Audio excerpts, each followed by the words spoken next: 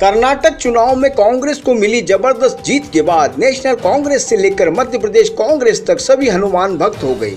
बड़े से बड़ा कांग्रेस का पदाधिकारी भी अपने आप को हनुमान भक्त बताने में पीछे नहीं रहा और यही वजह है कि आने वाले चुनाव को मद्देनजर मध्य प्रदेश कांग्रेस भी हिंदुत्व के मुद्दे पर वोटों का ध्रुवीकरण करना चाहती है।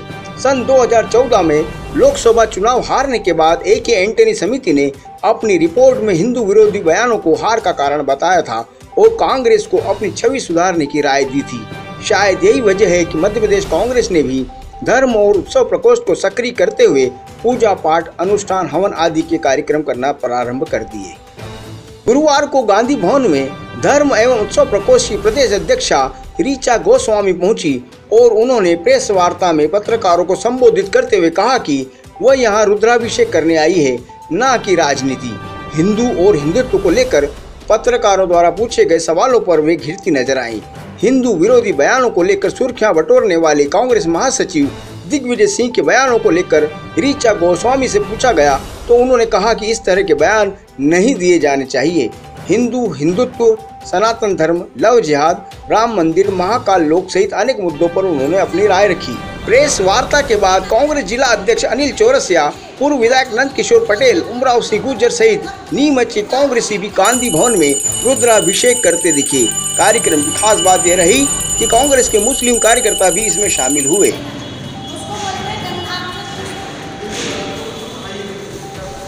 आयोजन के लिए आई हुई हूँ। आज यहाँ पे रुद्राभिषेक है। हम सब लोग मिलकर के रुद्राभिषेक करेंगे, तत्पश्चात भगवत चर्चा करेंगे और आगामी समय में अनुष्ठान के निमित्त से जो मैंने एक अनुष्ठान रखा है कि हमें 108 सुंदरकांड पाठ करने हैं, तो वो सभी क्षेत्रों में किए जाएंगे और उसके लिए आपको थोड़ा सा क्या हो रहा है, चुनाव सामने दिख रहा है ना, तो अभी मीडिया का ध्यान जा रहा है। बाकी हम काम कर रहे हैं 2 साल से, जब से मध्य प्रदेश कांग्रेस धर्म एवं उत्सव प्रकोष्ठ का गठन हो चुका है तब से हम कार्यरत हैं। तब से 20 से 30 बड़े बड़े आयोजन हम कर चुके हैं, भागवत कथा के, शिव पुराण के, और यहाँ पे वृंदावन की रासलीला प्रचलित नहीं है तो हम 5 बड़े कार्यक्रम वृंदावन की रासलीला के भी मध्य प्रदेश में करते हैं। ये बहुत शर्मनाक है। मूर्तियों की स्थापना में भ्रष्टाचार, मूर्तियों की खरीद में भ्रष्टाचार, ये बिल्कुल भी नहीं होना चाहिए था। प्रतिष्ठा एक बहुत ही बड़ी चीज़ होती है, मतलब प्रतिष्ठा करना, आप यदि उसकी पूरी पद्धति पढ़ेंगे, ये जीवन का बहुत बड़ा कार्य होता है और इसके लिए बहुत बड़ा विधान कहा गया है। यदि प्रतिष्ठा सही ना हो तो लोक के नाश तक की इसमें बात कही गई है। तो जो शास्त्र विहित कर्म होना चाहिए था उसको ध्यान में ना रख करके और धर्म का राजनीतिकरण करके जिस प्रकार से अव्यवस्था की गई है और पूरी पद्धति को, वैदिक धर्म को चोट पहुंचाते हुए जिस प्रकार से सब गड़बड़ियाँ की गई है प्रतिष्ठा में, वे बहुत ही शर्मनाक है। और इसके लिए मैं बीजेपी को कहूँगी कि आप लोग यदि और भी मंदिर बना रहे हैं तो अब इस प्रकार का भ्रष्टाचार ना करें। तो हिंदू वोट क्यों देंगे? आपने हिंदुओं के लिए क्या किया? कांग्रेस ने हिंदुओं के लिए क्या किया? क्यों वोट देगा हिंदू आपको? हिंदुत्व से क्यों जुड़ेगा? अभी ये बताओ, हिंदू की बात जाने दो, ये बताओ बैलगाड़ी से एरोप्लेन में ले आई कांग्रेस 60 साल के अंदर, ठीक है ना।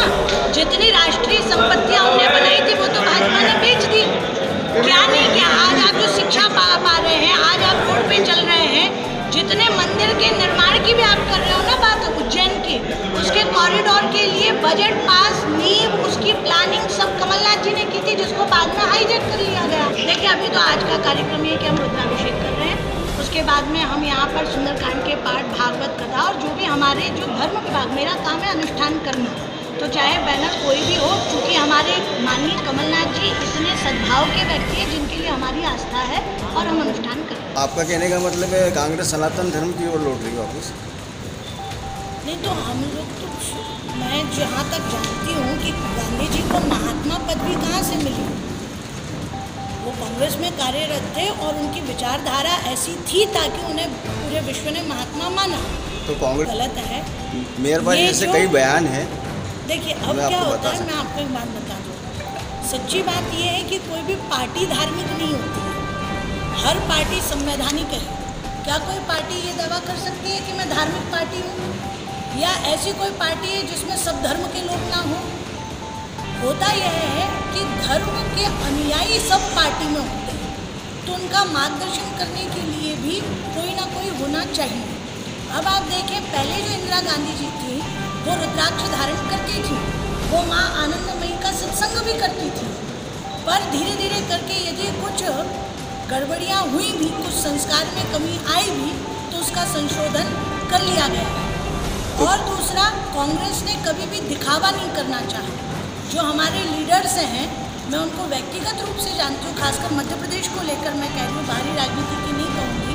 कमलनाथ जी स्वयं भक्त हैं, सज्जन सिंह वर्मा जी स्वयं मंगलवार का व्रत करते हैं। दिग्विजय सिंह जी के लिए क्या कहेंगे आप? दिग्विजय सिंह जी के लिए हमारे गुरु भाई हैं, वो हिंदू विरोधी बयान देते रहे। हमने जगतगुरु शंकराचार्य स्वामी स्वरूपानंद सरस्वती जी महाराज से दीक्षा ली है। नर्मदा जी की पैदल परिक्रमा 7 महीने तक नंगे पांव तट तट उनने की है। अब रही बात बयानों की, यदि तोड़ मरोड़ करके उनको प्रस्तुत किया जाएगा और अर्थ का अनर्थ निकाला जाएगा तो बात होगी, परंतु वो स्वयं श्री विद्या के दीक्षित हैं और वो जिस परंपरा से आते हैं, शंकराचार्य जी की परंपरा से, वहाँ धर्म विरोधी बात हो ही नहीं सकती, क्योंकि महाराज श्री का अंकुश इतना ज़्यादा था। यदि आप स्वरूपानंद जी के पहले के बयानों को देखेंगे, वो वैदिक सनातन धर्म पे इतने अटल रहते थे कि वो किसी भी तरीके से अपने शिष्यों को भी पथभ्रष्ट नहीं होने दे सकते। ये माना जाए कि मुझे ऐसा लग रहा है कि पहले ना दिखावा नहीं था, अभी क्या हो रहा है, अब सफाई देनी पड़ रही है। अभी क्या हो रहा है, सफाई देनी पड़ रही है, ऐसा माहौल बना दिया गया है और लोगों को धर्मांध करने के लिए ऐसा माहौल क्रिएट कर दिया गया है, जिसकी वजह से, और आजकल लोग दिखावा पसंद कर रहे हैं। मैं सीधी बात चाहते हैं आप दिखें। अभी कल ही की बात है, मैं आपको एक छोटा सा उदाहरण दे रही हूँ। मैं रुद्राक्ष धारण करती हूँ, मुझे नेपाल से मिली थी। जब से मिली मैं इसको धारण कर रही हूँ।